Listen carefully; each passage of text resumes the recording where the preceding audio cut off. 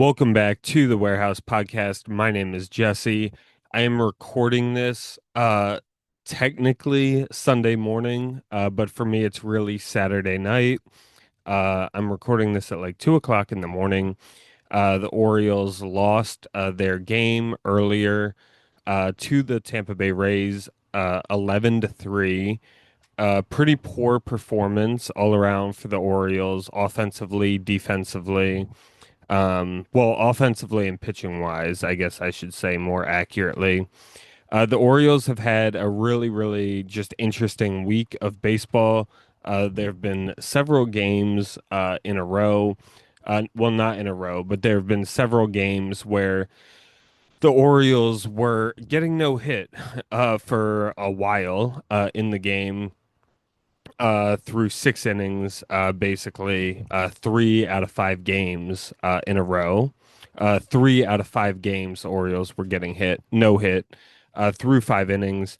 Uh, even that, I'm sorry, 3 out of 5 games, the Orioles were getting no hit through 6 innings, which is fascinating. It says uh, a lot, I think, about the shortcomings of the Baltimore Orioles offense this year, or it sort of encapsulates some of the issues the Orioles have had with the offense this year. Um, so it was sort of a fascinating span of games because one of the games that they were getting no hit through, they had been losing 4-0 and they stormed all the way back, hit 3 home runs in a row. This was against the Rangers, took a 5-4 lead just to end up losing the game anyways, 6-5 in extra innings. And soon after, basically, after the third game to the Rangers, where they were getting no hit through six by Jacob deGrom, they had an off day and they started their series against the Rays, immediately went down 6-0, and ended up scoring 22 runs in pretty shocking fashion. And you would think that, okay, the Orioles, they found their offense, they're sort of back on track. Um, and then, of course, sort of after that amazing comeback win, where I think, according to the predictions, after being down 6-0 in the second or third inning, after that, they had a 93% chance of losing the game. After they come back, score 22 runs, which is by far and away the most runs the Orioles have scored this entire year, off a very solid Tampa Bay Rays team, who is likely going to be headed to the playoffs. Um, the Orioles the next day came back and lost 11-3. So, um, some rather sort of inconsistent play, more or less, from the Orioles. I think some of the Oriole fans will remember just a week ago or so, the O's played the Tampa Bay Rays in a 4 game set and in Tampa and split the series 2-2. And that was sort of a good it was a really good series, and potentially something the Orioles were hoping they could build off of. They won the first game against the Yankees before dropping the second two, and then were only able to manage to take 1 out of the 3 from the Rangers. So, um, in any case, yeah, so basically the Orioles are, um, will have a game against the Rays coming up, the rubber game of the series, before heading to Texas to play the Rangers again. So, anyway, that's a little bit of a recap. I know Tyler did a All-Star game preview. I'm sorry, not an All-Star game preview, a trade deadline preview on the last episode of the Warehouse podcast. And I am actually not going to get into the weeds of that. Is going to be basically my overview for that part of the what's been happening for the Orioles in sort of general terms, but I'm going to focus on basically a problem position for the Orioles right now, which is the catcher position. Now, for anybody who's been paying attention to what's been happening, Adley, our star, Adley Rutschman, was the first player to go down after getting injured, had an oblique issue. He is expected to return probably sometime after the All-Star break, which is still a couple weeks away at this point. So we're not going to have him available for a bit longer. That's kind of really sort of where the problem started for the Orioles at the catcher position. The Orioles initially, after he had gone down, had Gary Sanchez and Maverick Hanley um, as the two catchers on the Major League Baseball team for the Orioles. And then what ended up happening uh, in the series against the Yankees, there was a collision at home. Jazz Chisholm was running home in a very sort of awkward um, collision. Uh, yeah, I think awkward's a decent descriptor. In an awkward collision, uh, Hanley and Chisholm collided. Chisholm definitely got the better of Hanley in the situation.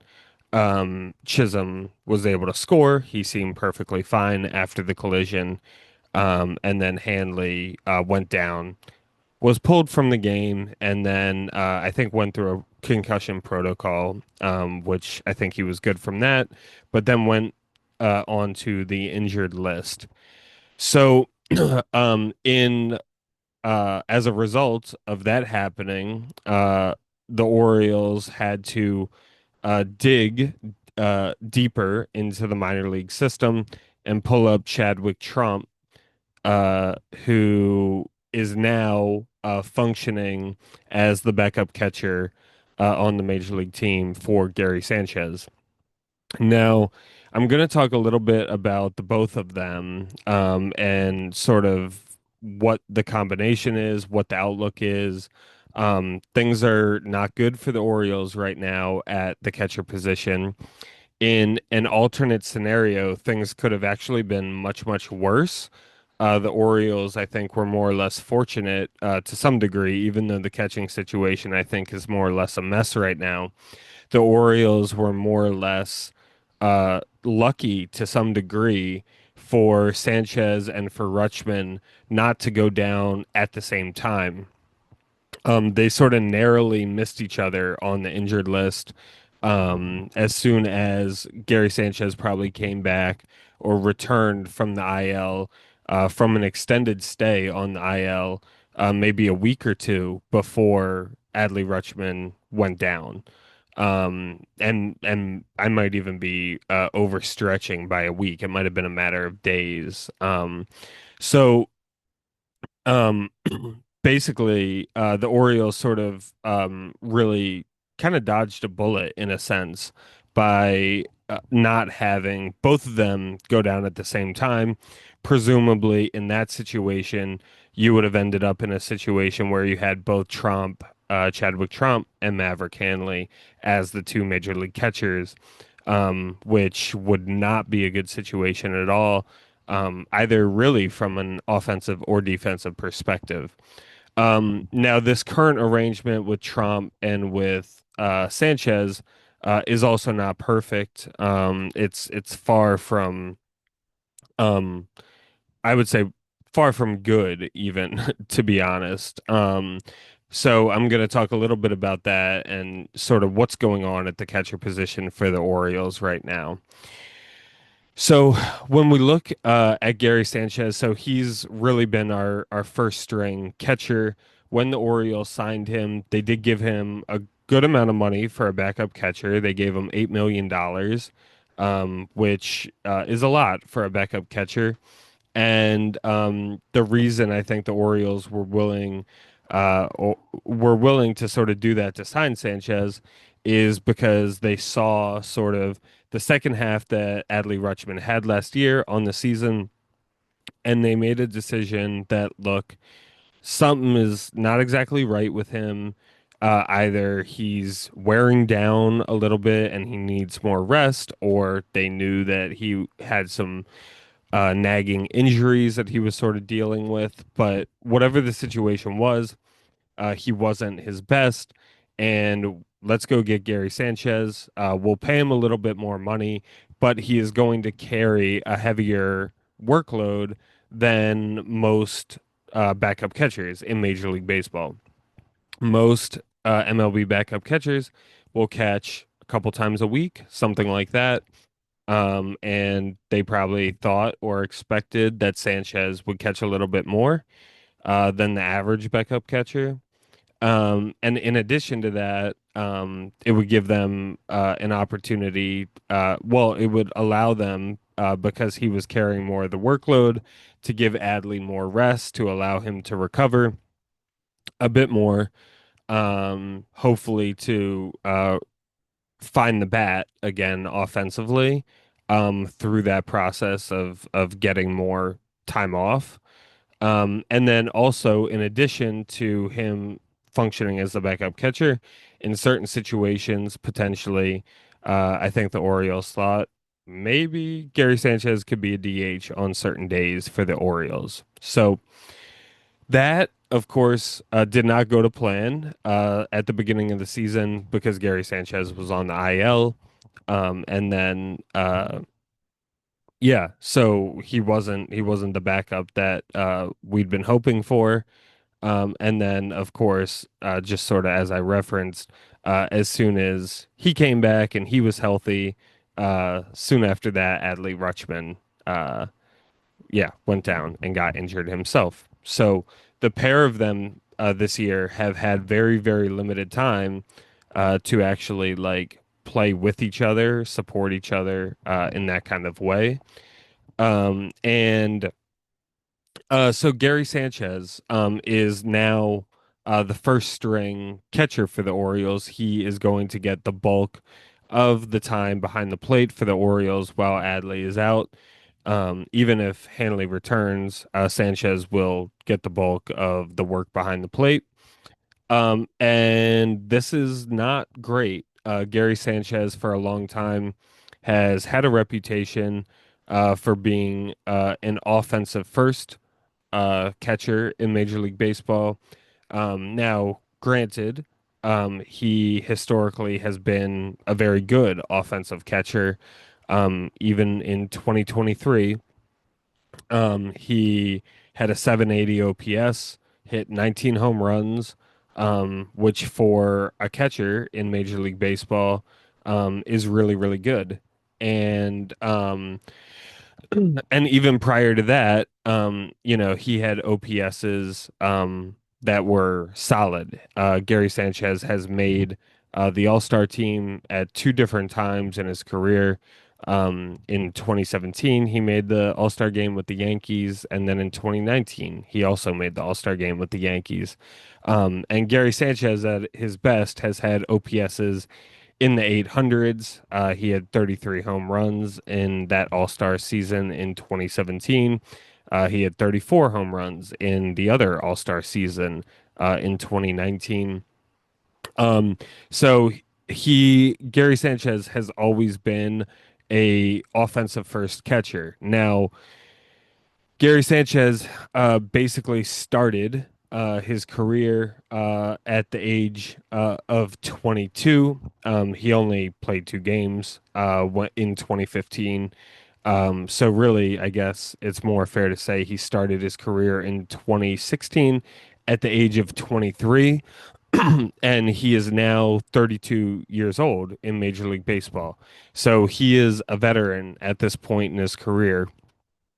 Um, so a lot of the skills, of course, and especially as a catcher, if you think about 32 on a position player scale, I would say that 32 is really sort of like 36 for a regular position player, or 35 maybe, because of the longevity for a major league catcher does not last as long.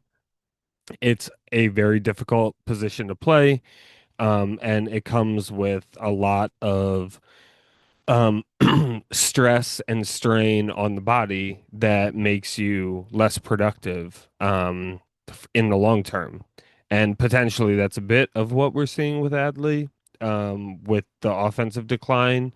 Not to say that he is on the brink of retirement or anything to suggest anything like that, but the defense requirements of being a catcher are grueling, and that can definitely impact the offense, which I will talk about in the context of a player that I'm going to reference later. But basically, um, yeah.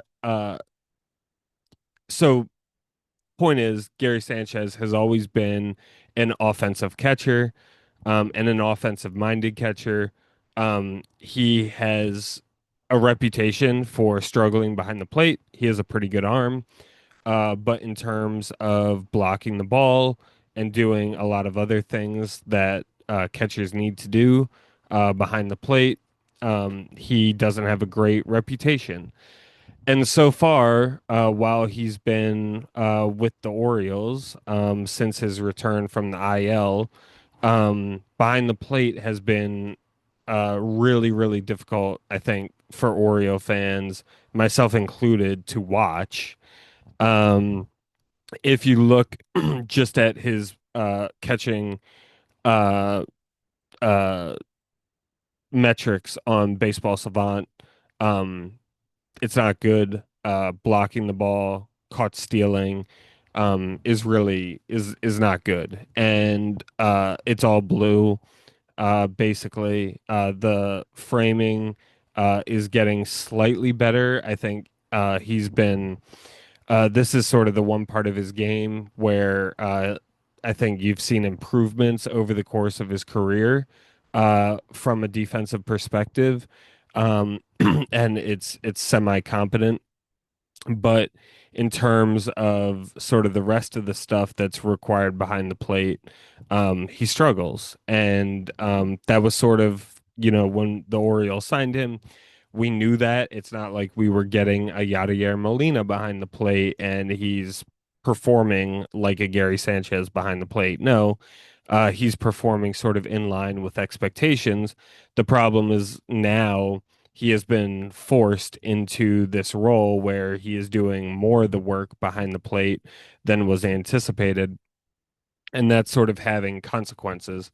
Just from the eye test, I mean, you can see, especially in that series against Texas, I think it was particularly bad.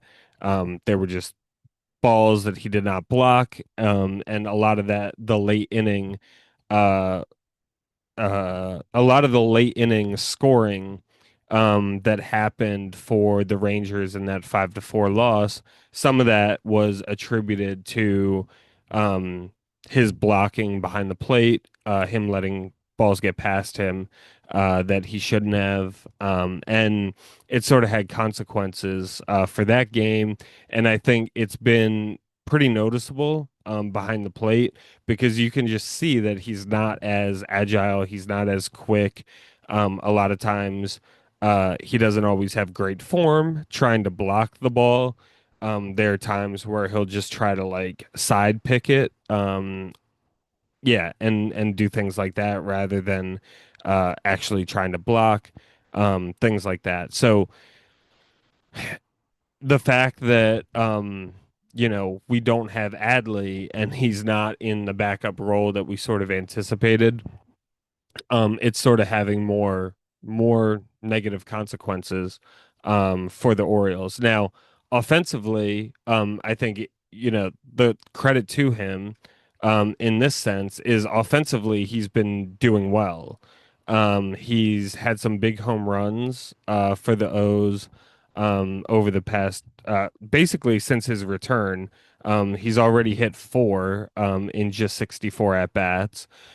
So offensively, he's been looking good. He has an OPS of almost 800 in his short offensive stint here.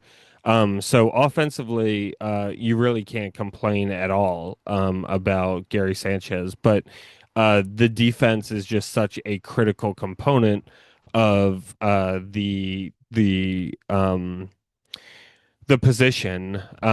It's not like first base, for instance. Or maybe some other positions where you can sort of be really offensive minded and struggle defensively at the position and sort of make it work. And the defense for Gary Sanchez historically was always a mixed bag. On one hand, he always struggled blocking behind the plate, pitch framing, he always struggled with. But at the same time, he had a really good arm. He threw guys out. And yeah, he was good at catching runners behind the plate, had a good pop time. So yeah, even, um, he sort of had enough skill sets behind the plate to sort of retain his position as a catcher, not have to move away from the position. Plus, so those sort of defensive skills he had, combined with the great offensive output that he had, made him really, really valuable as a catcher for the Yankees in particular for a long time. Okay, so now we're gonna move our attention to the second string, the current second string um, catcher for the Orioles, which is Chadwick Trump. So really, historically, Trump he's been one of these guys that has sort of gone up and down between the majors and the minors, sort of been called up in case of emergency. So the Orioles got Trump following his time in Atlanta, and so far this year, now credit to Trump. As I talk about what he's likely to produce offensively for the Orioles, it is worth saying he did hit a home run in the game today against the Rays. If it wasn't for the speed demon Chandler Simpson, he also would have had a single. Uh, yeah, in the game earlier today. But overall, offensively, he's not probably going to produce a lot for the Orioles this year. How the Orioles have been using him, he's sort of been the last hitter in the lineup for the Orioles, which makes sense and is not uncommon for major league catchers. Um, in the past, he hasn't had a lot of major league experience, really to speak of. But in 2025, for instance, he just had 20 at bats in 24, 52, and in 2023, 16. Now, some of this is attributed because he's not that good offensively. Um, so, that's part of the reason. And it's part of the reason that he's in the situation that he's in. Trump is a 30-year-old catcher at this point in his career. There's not a lot of probably room for growth or development. He sort of is the player that he is at this point. Um, and look, when you have a guy like Trump on the major league team, it's not that serious when you have a guy like this for short periods of time or in short stints. If he was going to be the major league catcher for a 2 month stretch, even as a backup, that's sort of a situation where probably the Orioles would look for an alternative in that situation. I think the Orioles are probably going to just hold on, especially given the non-competitive uh, situation for the most part, despite Elias's comments that, we're going for it this year, or that at least we may be, or a determination is still being uh, calculated on their part. But especially given where the Orioles are in the standings. It doesn't make a lot of sense for the Orioles to try to seek an upgrade for a couple week stretch where Trump is going to be the backup catcher for the Orioles. So um, he is, when you think about, I guess, the depth chart or whatever, the Orioles had Hanley before him. So he's sort of like the fourth string catcher in the Orioles organization right now. And yeah, so he's not exactly, I think, what anybody is looking for, or he's not ideal. And I do think that likely Sanchez is going to be doing the vast majority of the catching for the Orioles.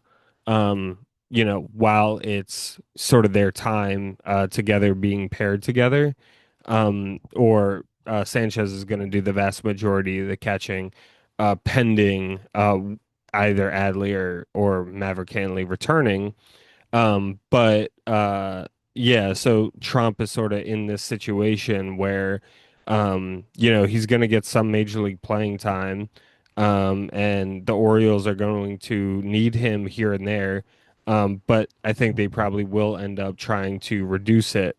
Offensively, defensively, he's subpar.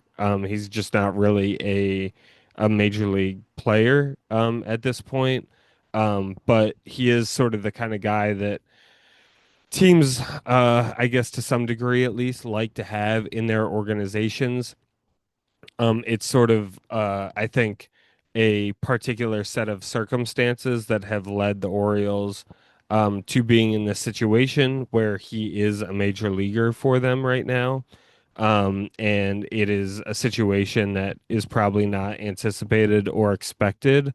But overall, I mean, it's not like he's been offensively, you kind of see it a little bit. I mean, granted, so far this year for the O's, he's only had 16 at bats, and he's had one hit, although this is a little different because he had the home run today, so I think this doesn't have today included.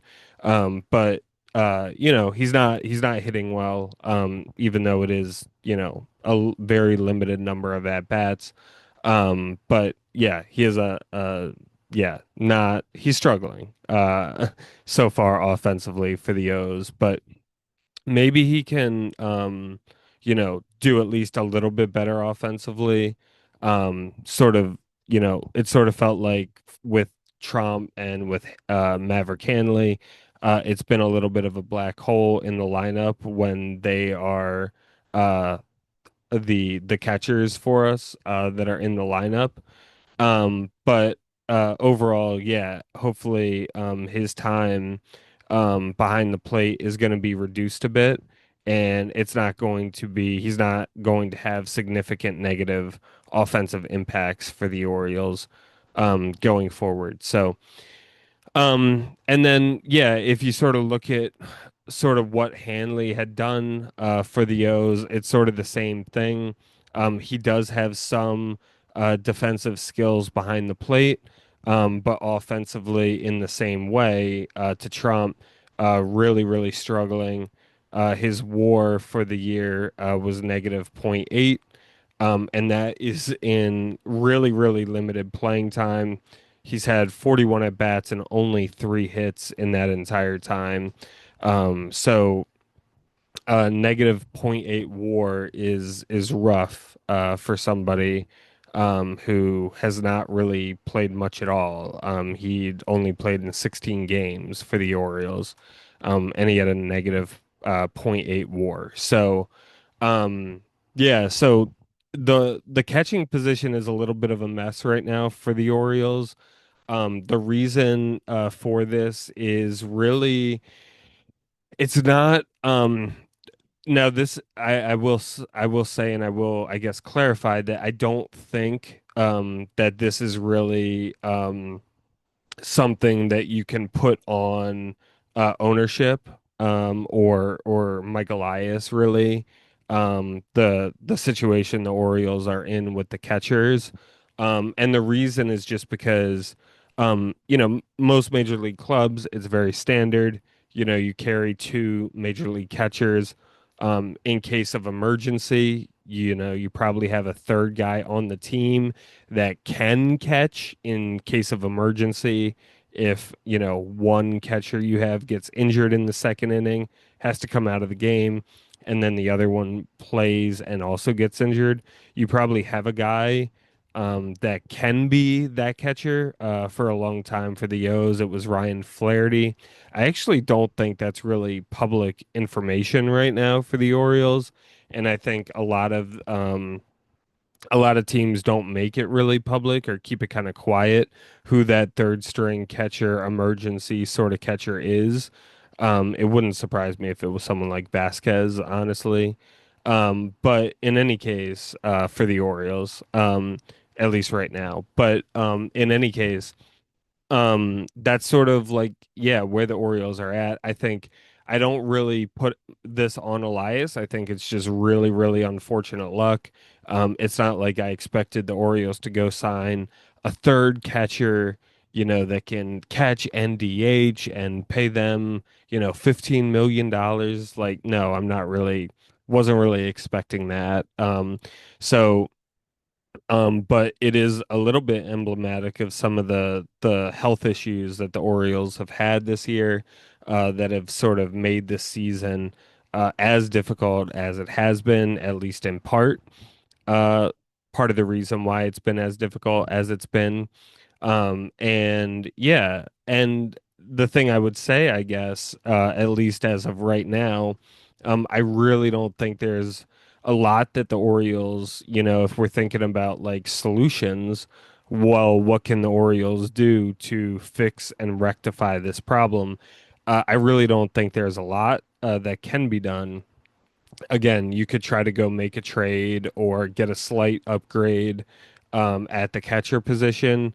But in the end, over the course of the entire season, if someone like Trump is catching for a couple weeks and then Hanley gets back, uh, and is sort of the backup catcher. And then it sort of resumes where Adley is back in just a couple weeks, and then you have your starting two, or the ideal two in Sanchez and Rutschman on the major league roster. You're probably not going to go seek an upgrade, especially at this point where the Orioles are in the standings. Now that all of that does bring us to sort of the looming question for the Orioles and what people have been thinking about. He's definitely the person I'm excited to see in due time at the major leagues for the Orioles.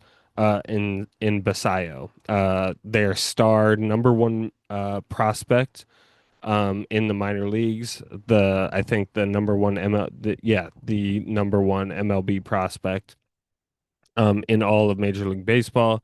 Basayo. Now he is down there in AAA.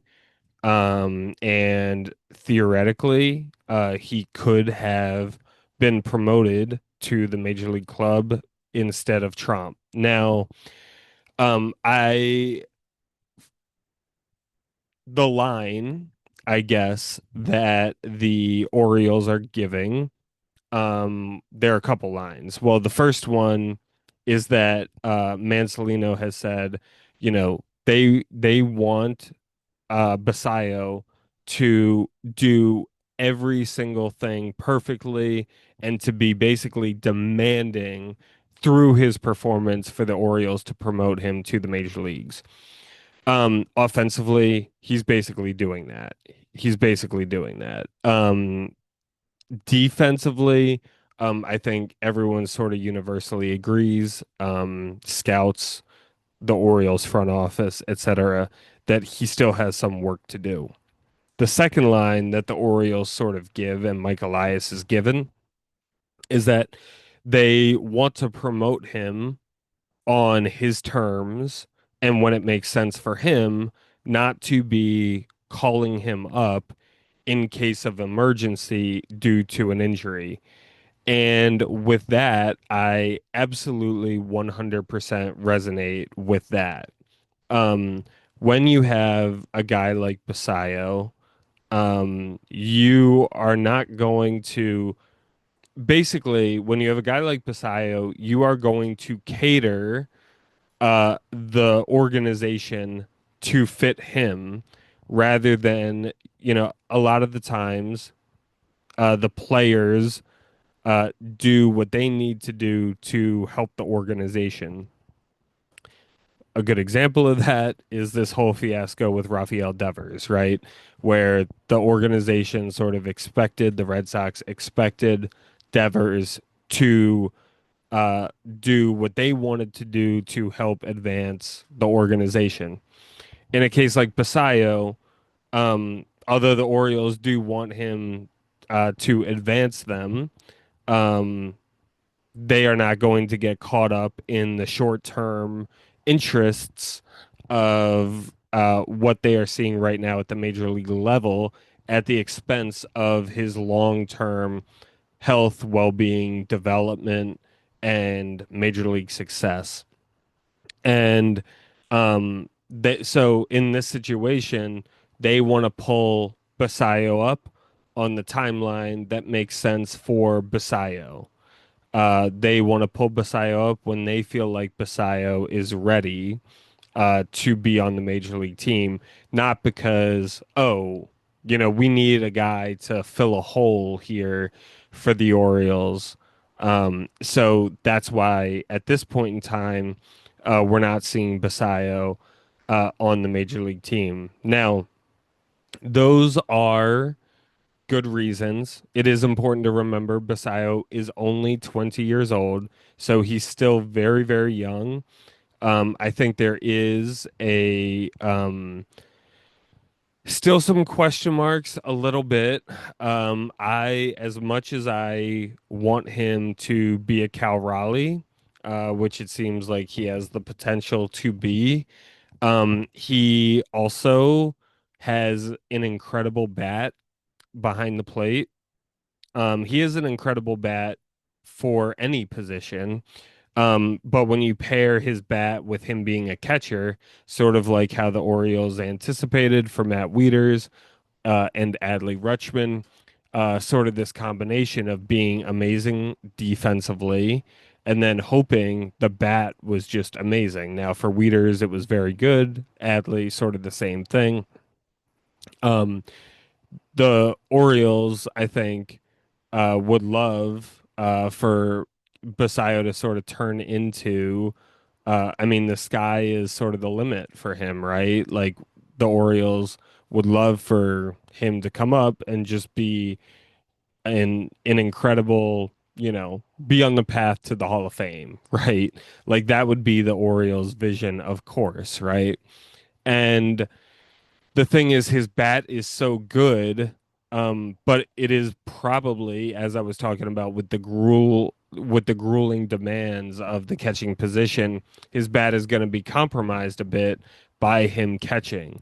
So the question sort of becomes, what is more useful, right? Like you think about his defensive metrics behind the plate, you think about how he's going to do behind the plate, but then you also think about how he's going to do offensively.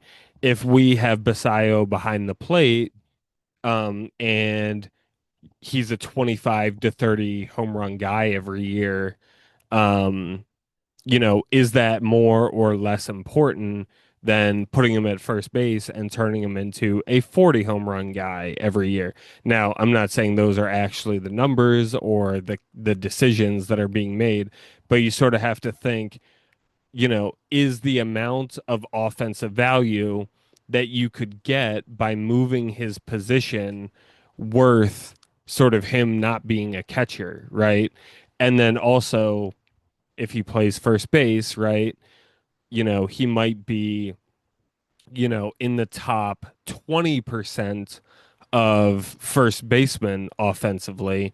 Whereas if he stayed a catcher, even if he was overall net worse offensively as a catcher, he might be in the top 2% offensively of catchers, or he might be the best offensive catcher in Major League Baseball, right? So that's sort of like the calculations that the Orioles are going to sort of try to weigh. I think there's definitely, in the short term, he's going to be playing catcher. When he gets to the major leagues, he's going to start out in the catching position. I do think because the bat is so good, there will be questions eventually about, hey, do we need to preserve this bat? And do we need to get him another position where he can just go out and hit and mash home runs for us? So that's sort of the question a bit. The reason, of course, the Orioles won't give you for not calling up Basallo right now is, of course, related to the service time. Now, there are two sort of situations right now for the Orioles where if the Orioles did call him up right now, for instance, it could have consequences for, yeah, the Orioles sort of long term. So even if he were to get called up now, because May has passed, he would not receive a full year of eligibility for the Orioles. So his major league service time, like this season, would not count in the sense of him hitting arbitration and free agency. The two things that the Orioles have to think about, though, is one, you could have a situation where he would be Super 2 eligible because he accrued the amount of service time that he did. So the year before, or in his third year of service time, he could potentially be eligible for an additional year of arbitration where the Orioles would have to pay him more due to him being uh, due to him having more service time, or because they would have this sort of time frame tacked on. Um, the other possibility, theoretically, is that if he were to just go off and be in contention, if he were to get pulled up immediately and be in contention for Rookie of the Year this year, and be in the top two, then in that situation, he would get a full year of service time, in which case his arbitration date and his free agency would be impacted. Now, how realistic is that? That's a little bit of a question. But yeah, there are some actual uh, underlying reasons related to service time, basically, why the Orioles also, even though they're not going to publicly say this, why Basayo, they're going to keep him in the minors for right now. So hopefully, I would love to see him this year. I think it's possible that we see him this year. Elias has basically hinted that the Orioles will have him on the major league team this year. But yeah, because he is not coming up, the catching position right now is somewhat bleak for the Orioles. And it's going to sort of stay this way, at least in the short term. Um, if the Orioles were in a fortunate position of having both their starting catchers, I keep saying starting catchers, but they're not starting catchers. They're their first string catcher and their second string catcher. If the Orioles were fortunate enough to be in the situation to have both of them, it would really be a plus position for the Orioles, especially relative to the rest of Major League Baseball. But as of right now, things don't look good. It feels like we're sort of walking a tightrope because Gary Sanchez goes down and in the game tomorrow and or the game technically today now, and then it's like, okay, well, where do we go from here? So it's a little bit of a dicey situation. The Orioles have to be, if they are religious people, they have to be praying that Gary Sanchez does not get hurt. Because yeah, if Sanchez got hurt, then you're sort of looking at a situation for at least another couple weeks through the All-Star break where you don't have Sanchez, you don't have Adley. So let's hope that doesn't happen and the O's are not in that situation. Hopefully Trump can hold it down a little bit in the meantime until Adley returns. And yeah, we will see what happens. But yeah, it's been rough for the Orioles right now.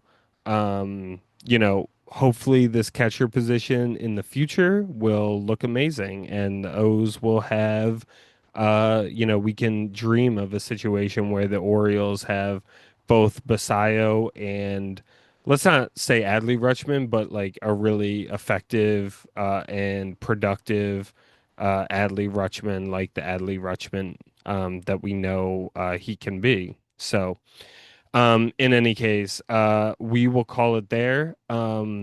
Yeah, but that's basically the situation for the O's at catcher. Hopefully to improve in the near future, but struggling right now. So, all right, thank you all so much for listening. Really appreciate it. You can feel free to follow the show, give us a 5-star rating and review. We have a YouTube channel. Follow us on YouTube. Feel free to comment with any thoughts on any of the content. If you want to get in touch with us, please email the show, thewarehousepod@gmail.com. You can feel free to follow us on Instagram and Blue Sky at the Warehouse Pod. Thank you, everybody, so much for listening. This has been the Warehouse Podcast. My name is Jesse, and go O's.